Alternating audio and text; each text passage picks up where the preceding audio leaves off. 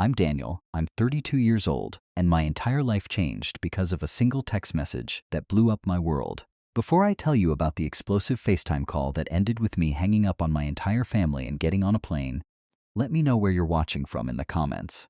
It's always incredible to see how far these stories can reach. It started on a Tuesday morning, a completely ordinary Tuesday. The sky was that dull gray color it gets in early fall, and the coffee I was drinking was just okay. I was sitting at my kitchen counter, scrolling through work emails on my laptop when my phone buzzed. The sound was sharp in the quiet of my apartment. It was my younger brother, Leo. I smiled a little, a reflex I hadn't yet managed to extinguish. Leo rarely texted unless he needed something, but for a split second that old foolish hope flared up. Maybe it was just a simple, "Hey, how are you?" Maybe he wanted to share some good news for once. It wasn't. The message was sprawled across my screen in all caps, vibrating with a level of entitlement that was breathtaking even for him. "Hey man, big news. I'm quitting my job. You'll take care of us while I figure things out." I read it once, then twice. My brain struggled to process the sheer audacity. It wasn't a question. It was a statement of fact, a royal decree. Us was a heavily loaded term. It meant him, my mom, and my dad. And take care of us was a euphemism for becoming their sole financial provider. I would pay the mortgage on their house, the car insurance, the groceries, his endless stream of brilliant ideas that evaporated into credit card debt.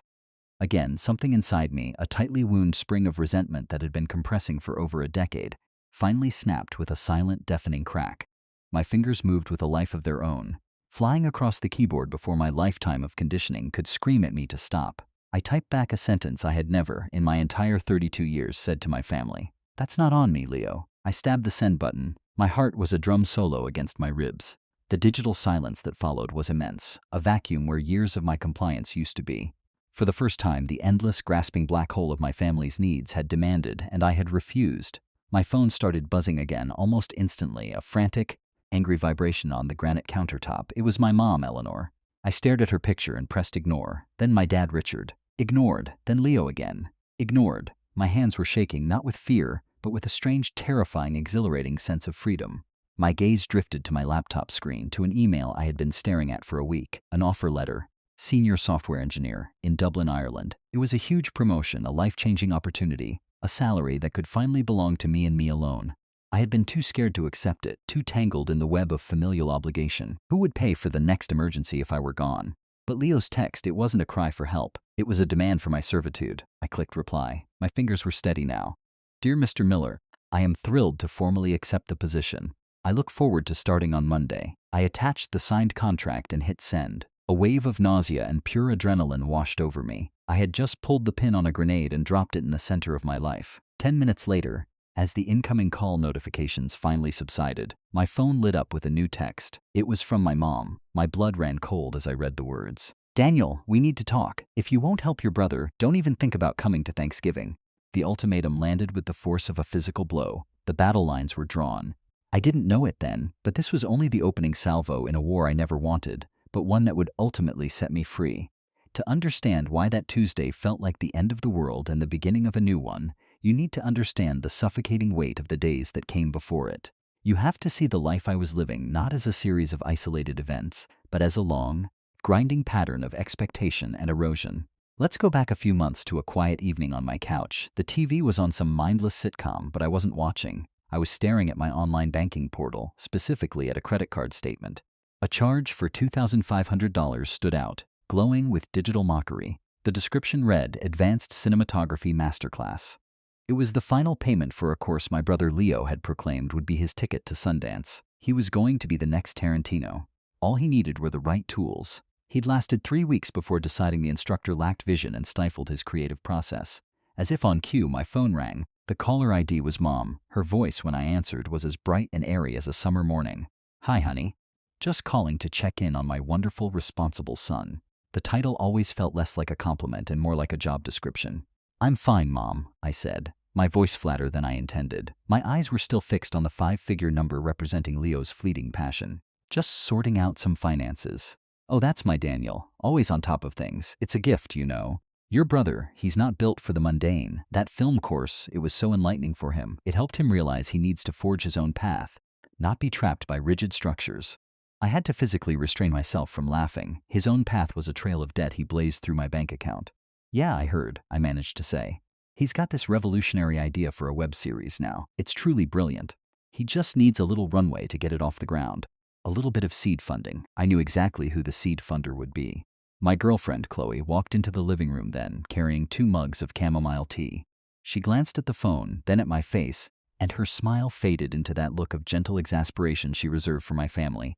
She sat beside me, a silent, supportive presence, until I finished the call with a vague promise to think about the seed funding. She handed me a mug. "Let me guess," she said softly. "The Leo Fund is soliciting another round of investment?" I just nodded, letting the warm ceramic seep into my cold hands. "You know this isn't normal, right?" she continued, her voice devoid of judgment, full of genuine concern. "You're not their retirement plan, Daniel. You're not your brother's keeper, especially when his version of keeping involves you never getting to live your own life. You're enabling him. It's just complicated," I mumbled, the same weak excuse I always used. "It's easier than starting a massive fight, the arguments, the guilt trips, my mom crying. It's exhausting. A big divorce of loyalties and emotions. Sometimes it's less painful to just pay the bill." "Is it?" she pressed, her gaze steady. "Or is it just a different kind of pain? A slow burn instead of a wildfire? You work 60 hours a week. For what? So he can chase another whim? You haven't taken a real vacation in 3 years. You talk about buying a house someday. But how can you when you're paying a mortgage on their bad decisions?" She was right. Every word was a pinpoint of truth. The exhaustion I felt wasn't just physical. It was a soul-deep weariness, the fatigue of being perpetually responsible for people who refuse to be responsible for themselves. I was the reliable, boring, stable foundation. And my purpose, it seemed, was to allow my brilliant, charming, and utterly feckless brother to build his magnificent sandcastles. But I was the one living on sand, and the tide was coming in. The family dinner was our most cherished and most toxic ritual.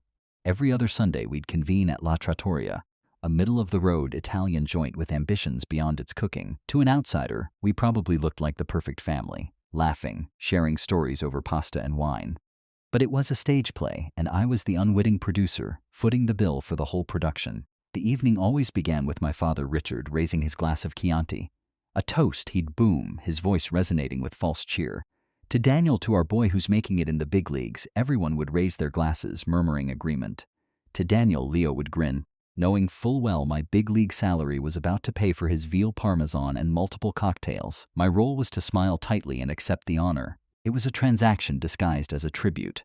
On one particularly memorable night, just a month before the final blow-up, the performance was at its peak. Leo, fresh off his filmmaking revelation, was holding court. He described his abandoned web series with the passion of a true auteur. The whole concept was an allegorical critique of late-stage capitalism. He declared, gesticulating with a breadstick. It was deeply layered. "Lynchian, you know." "Oh, sweetie, that sounds so profound," my mother, Eleanor, cooed, her eyes shining with blind adoration. She then turned that gaze on me, and it was like a spotlight designed to expose my own mediocrity. "It's a heavy burden to have a mind like your brother's. You're fortunate, Daniel. You have your steady job, your promotions, your 401k. You don't have to wrestle with the complexities of true artistic vision." It was her signature move, a compliment wrapped around an insult. She could make my hard-won success sound like a consolation prize for a lack of soul. My stability wasn't an accomplishment, it was proof that I was pedestrian. My Aunt Carol, my mom's sister, was sitting next to me. Carol was the family's designated Switzerland, the professional smoother of feathers. She leaned in, placing a conspiratorial hand on my forearm. "You have the patience of a saint, Daniel," she whispered. "Don't let them get to you, they just worry about him. You know you're the one holding everything together." I soaked up her words like a man dying of thirst. Finally, someone saw it, someone understood. I gave her a grateful look, but then I saw it. As she patted my arm, her eyes flickered across the table to meet my mother's. It was a lightning-fast exchange. A question asked and answered in a single glance. A flicker of alliance. The unease in my gut tightened. At the time, I dismissed it as paranoia, a symptom of my growing cynicism. But it was a seed of doubt planted in the fertile ground of my resentment. It was a tell in a high-stakes poker game I didn't even know I was playing. The conversation meandered, eventually landing on my father's complaints about his warehouse job. "The new manager is half my age," he grumbled into his pasta. "No respect. I'm too old for this." "Well, Richard, just hold on a little longer," my mother said, sighing dramatically. "Once Leo's project takes off, you can finally put your feet up. That inheritance from your father won't last forever." The implication hung in the air, thick and heavy as the smell of garlic. Leo's fantasy was their shared retirement plan. My salary was the bridge to that fantasy, and any family money, like a small inheritance my dad had received, was just kindling for Leo's fires, while my earnings were the solid logs that kept the whole thing from collapsing. When the check came, the server, who had waited on us many times, placed it wordlessly beside my plate. I reached for my wallet. The worn leather felt heavy. As I laid the credit card down, I had a strange out-of-body experience. I saw myself at the table, a quiet, well-dressed man methodically paying for the lives of everyone around him. They weren't even looking. They were already discussing what to do next weekend. I wasn't their son or their brother. I was their benefactor. I was the silent, unacknowledged investor in the messy, unprofitable startup called my family. And I was about to go bankrupt. The wound that refused to heal, the one that festered beneath all the subsequent cuts and bruises, had been inflicted 2 years earlier. It was the reason the word homeowner tasted like ash in my mouth. For 7 years, I had lived a life of monastic discipline. While my friends were buying new cars and going on trips to Thailand, I was driving a 10-year-old Civic and putting a non-negotiable 15% of every paycheck into a high-yield savings account. It was my down payment fund. It was my mantra. After nearly a decade of scrimping, I finally did it. I had the magic number. Enough for a solid 20% down payment on a decent one-bedroom condo. Enough to escape the trap of renting and finally own a piece of my own life. I still have the pre-approval letter from the bank somewhere. For me, it was more than a document. It was a trophy. It was proof that my sacrifices had meant something. I had spent hours on real estate websites, bookmarking listings, imagining where my life would fit inside those small, perfect rectangles of possibility. Then came the phone call. It was my father. His voice on the line was different, laced with a carefully curated panic. "Daniel, son, there's a problem. A serious one with Leo. Leo's latest foolproof get-rich-quick scheme. A high-end t-shirt company co-founded with a friend who vanished the moment things got tough had imploded in spectacular fashion. Not only was the investment gone, but they were also on the hook for a massive bill from the overseas supplier, and the supplier wasn't willing to negotiate. They were talking about lawyers and international collections agencies. This could destroy him, Daniel," my dad said, his voice dropping to a dramatic whisper. A judgment against him would follow him for years. He's only 24. His life would be over before it started. We can't let that happen to your brother. I was standing in my kitchen, staring at that pre-approval letter on my counter. It felt like it was mocking me. "How much is it?" I asked, a cold knot of dread forming in my stomach. The number he gave me was horrifying in its precision. It was almost exactly the amount in my down payment fund. I can't," I stammered, the words catching in my throat. "Dad, that's everything I have. It's for my condo. I've been saving for 7 years. The silence on the other end of the line was heavy and judgmental. When he finally spoke, his voice was glacial. "A condo? You're talking about 4 walls and a roof when your brother's entire future is on the line? Daniel, for God's sake, this is family. You're the eldest. It is your responsibility to step up. This is what families do. They protect each other." He had done it. With a few perfectly chosen words, he had framed my dream as a selfish indulgence and their catastrophic failure as my moral duty.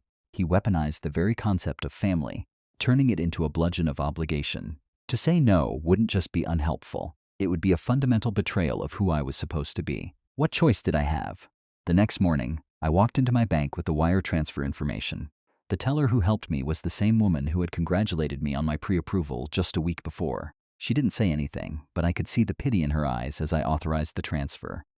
I watched my dream, digitized into a single number on a screen, vanish with a click. Leo's gratitude was a fleeting, casual "Thanks, man. I owe you one." My parents' praise for doing the right thing felt hollow and self-serving. They didn't celebrate my sacrifice. They celebrated their own relief. The worst part wasn't the loss of the money.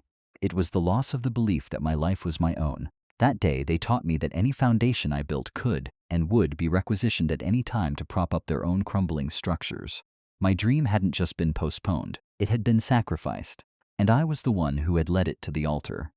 Back to that fateful Tuesday, my mother's Thanksgiving ultimatum was not the blow she intended. Instead of knocking me down, it was like a bucket of ice water to the face. The fog of obligation I'd lived in for years was gone, replaced by a cold, surgical clarity. For years, I had been trying to fix a rigged game. Now, I was finally ready to stop playing. I sat at my laptop, a grim sense of purpose settling over me. I opened my browser and logged into my online banking portal.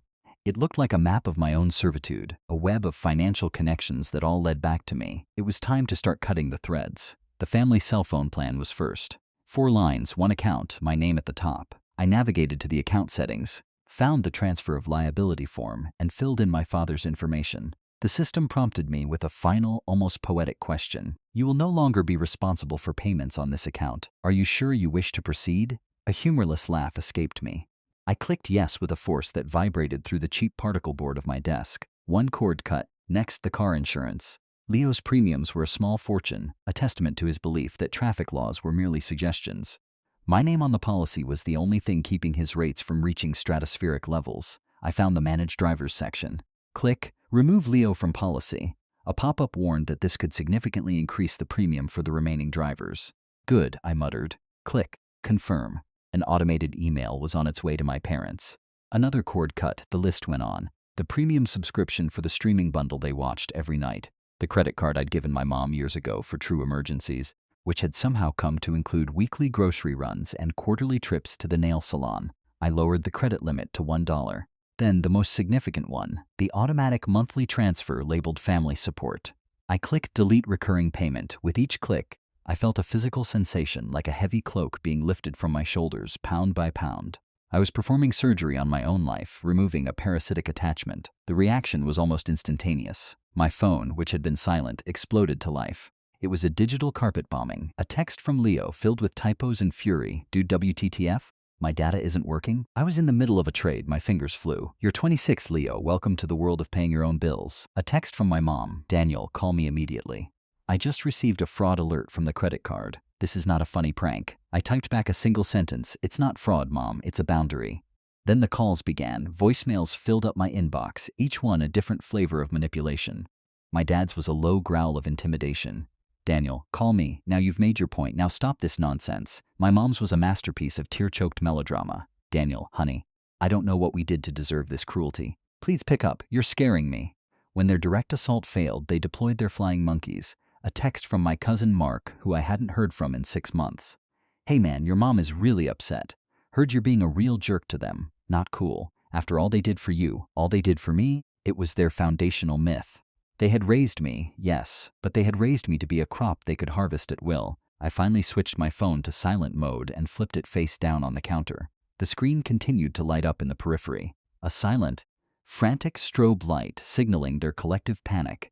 They weren't panicking because they were worried about me. They were panicking because the machine that dispensed consequence-free living had just gone offline. And they had no idea how to operate in a world where actions had price tags. Amidst the barrage of frantic, angry messages, one name popped up that gave me a moment's pause. Aunt Carol, the diplomat, the one person who had, on occasion, acknowledged the unfairness of my situation. A foolish, desperate part of me still wanted to believe she was an ally. Against my better judgment, I answered her call. Daniel? Oh, thank heavens, I was so worried, she began. Her voice was a perfectly calibrated instrument of warm concern. I just got off the phone with your mother. She's beside herself, just hysterical. I'm sure she is, I said, my voice hard. Honey, listen to me, she continued, her tone dropping into a confidential whisper. I get it, you have every single right to be angry. They push you too far, Daniel. They always have. I've told Eleanor 1,000,000 times that she can't treat you like a blank check. The validation felt like a cool drink of water in the desert. My shoulders relaxed a fraction. Maybe I wasn't entirely alone. Well, I'm done being their blank check, Carol. The account is closed. I hear you, and I support you 100%, she said. Her words were a soothing balm. But you have to understand that a shock like this is a lot for their system. Your mother isn't as strong as she used to be. You cutting them off so abruptly, she feels like you're trying to destroy her. Maybe just ease into it. A gentler approach. She was a master. She validated my anger while gently trying to steer me back into compliance. And what's this about a job in Dublin? She asked. Her voice was light and casual. A masterful pivot. Eleanor was rambling. I couldn't make sense of it. It sounds like a fantastic opportunity. Are you really thinking of moving so far away? And like a fool, I drank the poison, starved for a single drop of encouragement. I told her everything, that it was a big promotion, that I had already signed the contract, that I was leaving on Saturday. I wanted anyone to be proud of me. Wow, Daniel, that's incredible, she said. And for a second, I thought I heard genuine admiration. A whole new chapter. Well, you have to do what's right for you. Just promise me you'll call your mom. For my sake, let her down easy. We hung up and I felt a sliver of hope. Maybe Carol could act as a mediator, drawnitch my actions into a language my parents could understand. I enjoyed 2 hours of blessed silence. I thought she was working her magic. Then my phone lit up with a wall of text from my mother. Daniel, I have never been so disgusted and betrayed in my life. After I confided in my own sister about how heartbroken I was, she tells me the truth. You've been planning this for weeks. You took a promotion and plotted your escape to Europe like a coward, waiting for the perfect moment to abandon your family when we needed you most. How could you be so cruel and calculating? Carol told me everything. You ought to be ashamed of yourself. I stared at the screen. the words swimming in front of my eyes.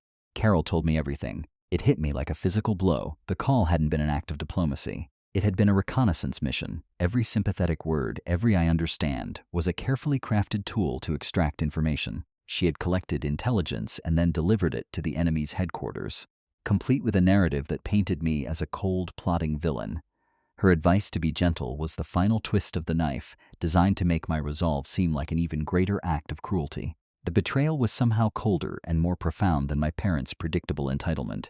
This was from someone I thought was a friend, a confidant. I felt utterly, completely alone, and I finally understood. This wasn't a negotiation, it was an extraction, and the only way out was to get clean away. The next 2 days at the office were a strange dance of farewells and high tension. I was a man living a double life. In the open, I was the successful engineer, smiling through goodbye lunches and promising to keep in touch. Internally, I was a soldier in a foxhole, constantly checking my phone for the next incoming attack. Feeling the immense pressure, I made a critical error in judgment. I confided in a colleague named David. David and I were on the same team. We weren't best friends, but we had a solid working relationship. We'd grab beers, complain about deadlines, talk about sports. He seemed like a decent stand-up guy. During a coffee break, he pulled me aside. "Hey man, you okay? You seem like you're a million miles away," and fool that I was. Grateful for the crumb of human concern, I let some of it spill out. I didn't get into the nitty-gritty of the gambling debt, but I told him I was under an immense amount of family pressure and that the move to Dublin was about more than just a promotion. It was about drawing a line in the sand for my own sanity. "Wow, that's heavy," David said, his face a perfect mask of sympathy. He shook his head. "I can't even imagine." "Good for you, though. Seriously, this Dublin thing is a once-in-a-lifetime shot. You more than earned it." His words were a balm on my frayed nerves. I felt seen. I felt validated. I felt for a moment that I wasn't just some dysfunctional outlier, but a normal person dealing with a tough situation. The next day, my manager, Tom, called me into his office. The door clicked shut behind me, and the sound seemed ominous. Tom was a fair boss, but he was corporate to the core. His job was to mitigate risk for the company. "Have a seat, Daniel," he said, not smiling. I sat, my stomach tightening into a knot. "Let me be direct," he started, building a small steeple with his fingers on his desk. "The Dublin project is a cornerstone of our European expansion. The role you're stepping into is high visibility and high pressure. We need a team leader who is unshakably focused." "I understand that, Tom," I said, my confusion growing, "and I'm fully committed. I'm ready to hit the ground running." He leaned forward, his gaze intense. "I have to be sure. I've had some chatter brought to my attention, rumors of some significant personal turmoil you're experiencing, a highly unstable family situation, things that might create a serious distraction or worse, affect your judgment and long-term stability in the role." The air left my lungs. Chatter. There was only one person I had told, David. The words Tom was using, unstable family situation, distraction, were plucked directly from my own vulnerable confession. David hadn't offered sympathy. He had gathered ammunition. He was jealous of the promotion. I saw it all in a flash, his fake smile, his too enthusiastic congratulations. He had taken my moment of weakness and tried to turn it into a professional execution. He wasn't a friend. He was a shark that smelled blood in the water. A cold rage, clean and sharp, cut through my panic. I took a slow, deliberate breath. "Tom," I began, my voice even and strong, "I appreciate your directness, so let me be equally direct. Am I dealing with a difficult family situation? Yes, but it's crucial you understand the context. The reason I am so deeply committed to this promotion is because it is the solution to that situation, not a casualty of it. It represents the focus, stability, and future I have built for myself." My performance review last quarter exceeds expectations, wasn't it? It was, Tom acknowledged. "My project delivery rate is the highest on the team. Has my work ever been anything less than excellent?" "No, it hasn't."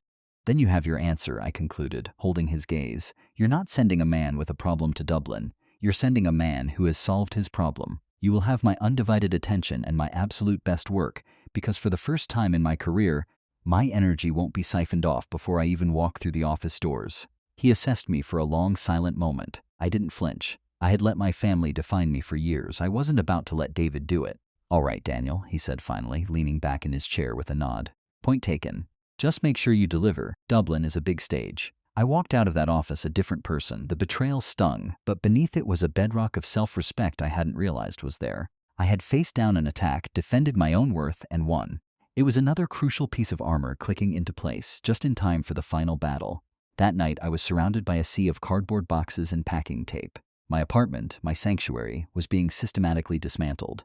It was messy and chaotic, but it was the chaos of progress, of escape. Around 9 p.m., the intercom buzzer shattered the silence. The noise was harsh, aggressive, making me jump out of my skin. I wasn't expecting Chloe for another hour. I pressed the talk button. Hello, only static answered. Then the buzzer blared again, this time held down for a solid 10 seconds, a long, angry shriek that felt like a declaration of war. A chill snaked up my spine. I crept to the front door, my heart pounding, and peered through the peephole. My father. He stood in the sterile light of the hallway, his face a mask of grim determination.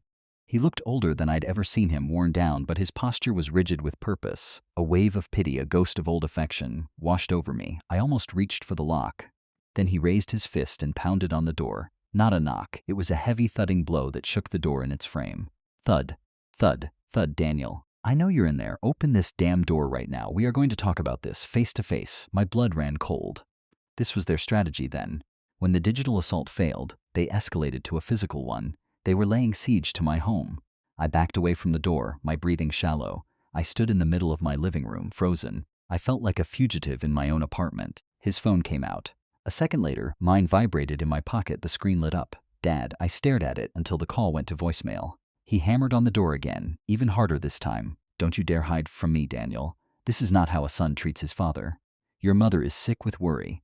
She hasn't slept in 2 days because of what you're doing. The words were designed to pierce my conscience, to find the old guilt and twist. But all I heard was the desperation of a man who had lost control and was trying to regain it through brute force and emotional blackmail. My fingers shaking, I typed a text to Chloe, chomp of plans. My dad is here. Outside my apartment. Don't come yet. It's bad. Her reply was instantaneous. Oh my God, are you safe? Don't you open that door, Daniel. Whatever you do, call the police if you have to. Her words were a steel rod for my spine. I was not overreacting. This was not normal. I stood there, listening to him leave a long, rambling voicemail. His voice shifted from anger to pleading and back again. After all we've done, don't throw your family away. Just think about your mother. I heard him try the doorknob one last time, a futile rattling sound. I heard him sigh, a ragged sound of defeat. Through the peephole, I watched him turn and walk away. His shoulders slumped. He looked like a defeated general retreating from a failed campaign. The moment his footsteps faded down the stairwell, I collapsed against the door, sliding down to the floor. I was shaking, not from fear, but from the sheer, sustained pressure of it all. He hadn't just knocked on my door. He had tried to knock down my resolve, and for the first time in my life I had held. The door remained locked. The boundary remained intact. My last day in the United States was a flurry of final errands and anxious clock watching. Every buzz of my phone made me jump. I just needed to survive until my 6 a.m. flight. That evening, as I was taping up the last box, my phone lit up with an incoming video call from my mom. My thumb hovered over the decline button, but then I noticed the small icons in the corner indicating a group call. My entire family was on the line. A dark, morbid curiosity took hold. This was it, the grand finale, the final appeal before the highest court. I took a deep breath, braced myself for the storm, and accepted the call. My screen fractured into 3 panels of judgment. In one, my mom and dad were squeezed together on their familiar living room couch, their faces pale and drawn, illuminated by a single harsh lamp. They looked like hostages in their own home. In another panel, Leo was lounging in his bedroom, a gaming headset around his neck, radiating an aura of petulant arrogance. And then there was me, a grainy image from my phone propped against a stack of boxes. The accused in the digital dock. Daniel, my mother began, her voice a fragile, trembling thing. It was her courtroom voice, designed to elicit maximum sympathy from the jury. We're doing this because you've left us no other choice. You've been ignoring our calls, our texts. You've been acting with such cruelty. We just want to understand. I think I've made myself perfectly clear, I replied, my own voice surprisingly steady. The chaos of the past few days had burned away the anxiety, leaving behind a core of cold resolve. Leo let out a derisive snort from his panel. Clear? You've been a colossal jerk, that's what's been clear. You completely embarrassed me. My own brother treats me like I'm some kind of charity case. I couldn't help the sharp, humorless laugh that escaped my lips. A charity case, Leo? Did you or did you not send me a text demanding, not asking, but demanding that I financially support you and our parents indefinitely after you decided to quit your job? It was a temporary measure, he shot back, his face flushing with anger. It was for my mental health, okay? You have no idea the pressure I was under, but you couldn't see that. You just saw dollar signs. You're right. I do see dollar signs, I countered, my voice hardening. Thousands of them, my dollar signs. The ones that paid for your failed t-shirt business, your 3-week film career, your car insurance, your cell phone. That is enough. My father's voice exploded from the couch. He had been a silent, simmering volcano until now. You will show your brother some respect. He is in a fragile state and all you can do is kick him when he's down and boast about your salary. We thought we raised a better man than that. You raised me to be responsible, I corrected him. And I was. I was responsible for my own life and for all of yours too. But I'm not doing it anymore. Yes, I have a promotion. Yes, I have a new life waiting for me. And it's waiting because I earned it while you were all enabling him to earn nothing. My mom put a hand to her chest and her eyes welled up with practiced tears. Selfish. I never thought I'd see my own son be so selfish. After all the sacrifices we made for you, the years we spent raising you, how can you be so ungrateful? It was the guilt bomb, their ultimate weapon, polished from years of use. It was designed to make me feel like a monster. But this time it was a dud. Sacrifices, I asked, my voice dangerously quiet. Let's talk about sacrifices, Mom. Tell me about the sacrifice of my condo down payment, the one that disappeared to fix Leo's mess. Was that yours or mine? What about my last 3 vacations? All of which I canceled because of last-minute emergencies at home. Who sacrificed? Who has been paying the premium on your We're a Family insurance policy for the last decade? With my own dreams as the deductible, a shocked silence filled the digital space. I had broken the unspoken rule. I had brought out the receipts. My father's face was a thundercloud. You've been keeping score? Like some kind of accountant? The help you give your family, you hold it against us. You're damn right I've been keeping score, I said. The words were a torrent now. Because when one person is doing all the giving and everyone else is doing all the taking, it's not a family, it's a heist. And I'm finally walking away from the scene of the crime. My raw, unfiltered declaration seemed to shatter their united front. The flimsy facade of a concerned family intervention crumbled to dust, exposing the raw, ugly desperation beneath. You can't walk away, my mother shrieked, her voice losing its sorrowful quiver and gaining a sharp, panicked edge. It's not that simple. You have no idea what is really going on. Then tell me, I challenged, leaning closer to the phone. My apartment was quiet, but my heart was pounding a frantic rhythm. Tell me the truth, all of it. What's so important that it warrants this level of meltdown? This isn't just about Leo needing a few bucks to get by. This is something else. Something you're terrified of. I saw my father flash a panicked look at my mother. She gave the slightest shake of her head, a silent plea to hold the line. But I saw the weakness. I saw the crack in their story. What is it, Dad? I pressed, my voice low and relentless. What are you hiding? He was the one who broke. My father, the stoic, the quiet enforcer, crumpled. He dropped his head into his hands, his shoulders shaking. The silence was his surrender.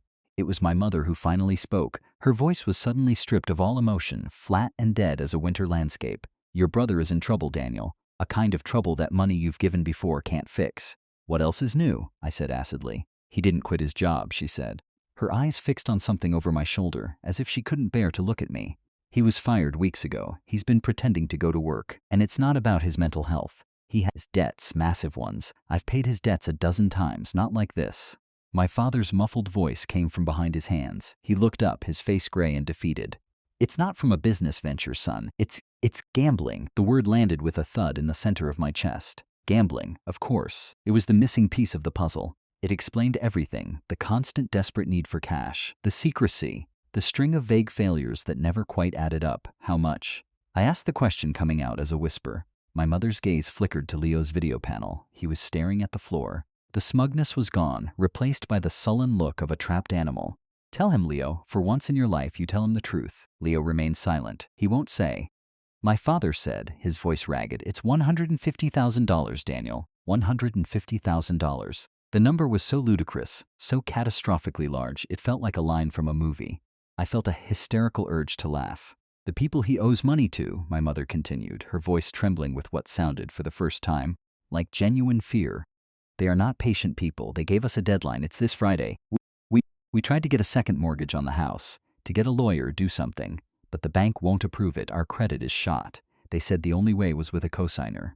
Someone with a high salary, an impeccable credit score. And there it was, the real story, the ugly, unvarnished truth.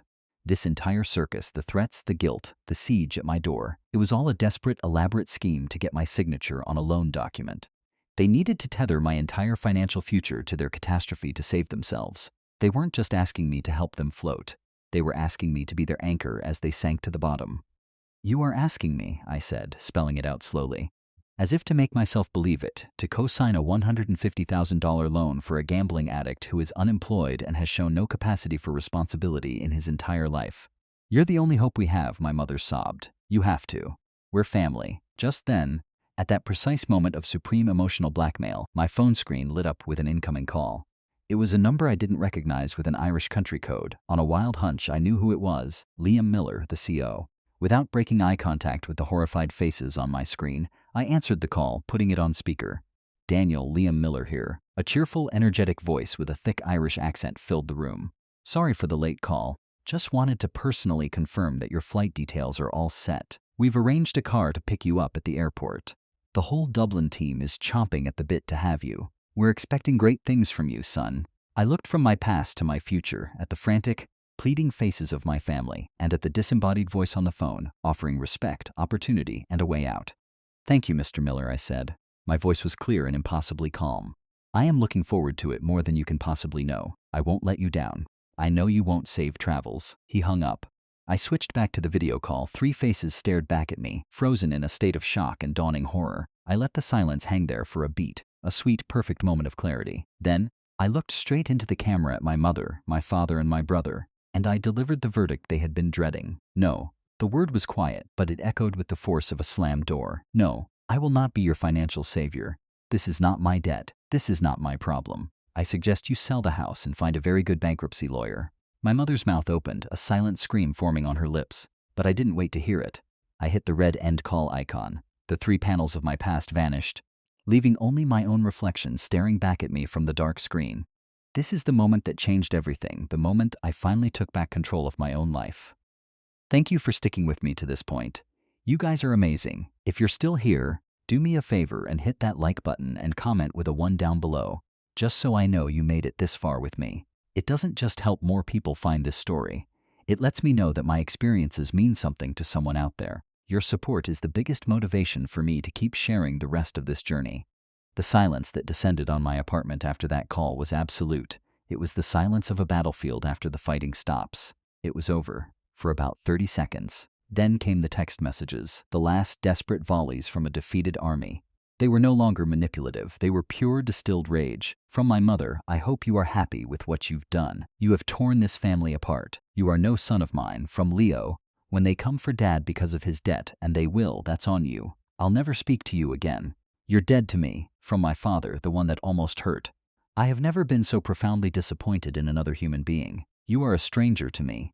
I read each one clinically, like a doctor examining a pathology report. The familiar sting of their disapproval, a pain that had shaped my entire life, was gone. It was replaced by a strange, hollow sense of peace. You can't be hurt by a weapon once you've walked out of its range.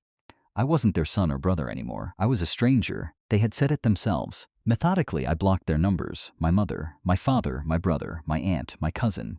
It felt like a digital exorcism, casting out the ghosts that had haunted me for years. A few hours later, I was scrolling through my phone one last time before trying to get some sleep when a notification from Facebook popped up. My cousin Mark had tagged me in a public post. It was from my mother. She had crafted a masterpiece of public victimhood. It was a long, melodramatic essay on the heartbreak of raising an ungrateful son. It spoke of how his success had poisoned his soul, turning him cold and materialistic. It alluded vaguely to a family crisis and how he had turned his back on them in their darkest hour, choosing a fancy promotion over his own blood. The gambling, the debt, the truth, all of it was conveniently omitted. It was a work of fiction designed to win her the sympathy of her friends and paint me as a monster. The comment section was a sickening tableau of support. "Oh, Eleanor, you poor thing. Sending prayers. Some children just forget where they came from." The old Daniel would have been horrified. He would have jumped into the comments, frantically trying to defend himself, to explain the context, to plead his case. The new Daniel simply untagged himself from the photo, reported the post for harassment for good measure, and then deactivated his account. Their version of the story could live in their little echo chamber. I was moving to a different continent, one where their opinions had no currency. The final piece of fallout came from an unexpected source, a text from Chloe. "Hey, just got a truly bizarre voicemail from your mother," she was crying.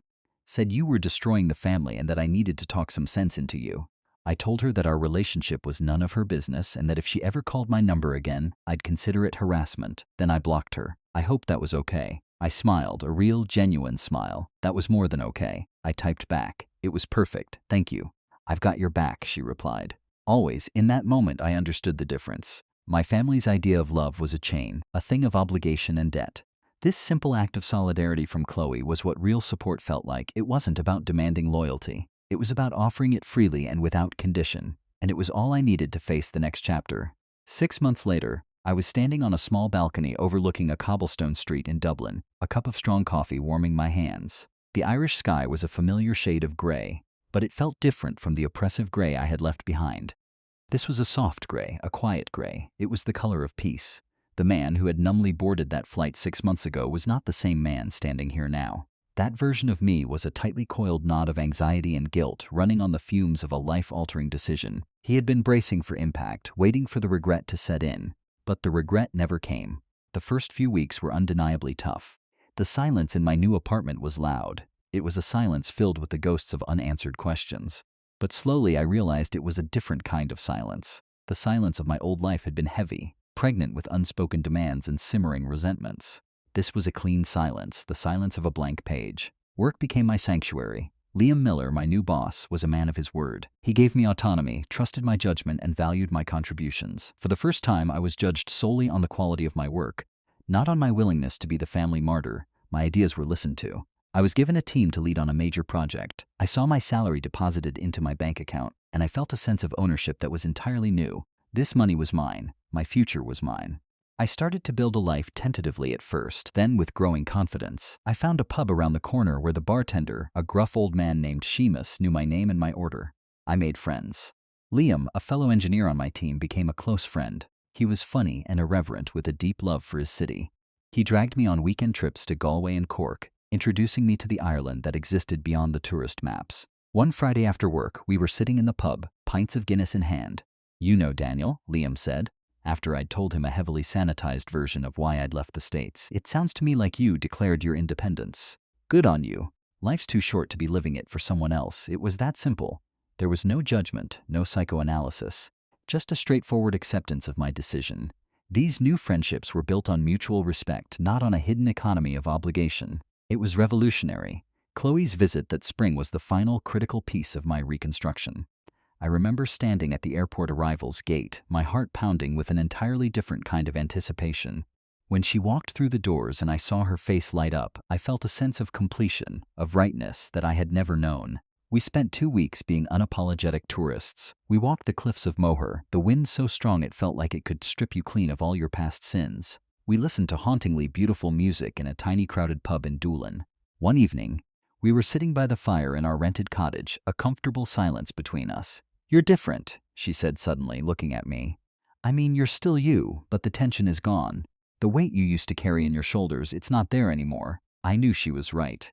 I felt it. I wasn't just surviving, I was thriving. I had been so terrified of what I would lose by leaving. A family, a home, a history. I never stopped to consider what I might gain, myself. Just as I began to believe the past was truly past, an email arrived that pulled me back for a moment. The subject line was startling. A long overdue apology from Sophie, Leo's ex. My finger hovered over the delete button. Sophie was a ghost from a life I no longer lived. She was a sweet girl who had been caught in Leo's orbit and, I assumed, had been spun a well-rehearsed tale of my villainy. But curiosity, a dangerous human trait, won out. I opened it. The email was long and painfully honest. "Dear Daniel," it began, "I am writing this email with no expectation of a reply. I just feel I owe you a massive, sincere apology. For the entire time Leo and I were together, I was fed a steady diet of stories about you. You were the cold, judgmental brother obsessed with money and your career. He told me you looked down on his creative soul, that your parents were just trying to mediate, caught between their two very different sons. I drank it all in, pitied him.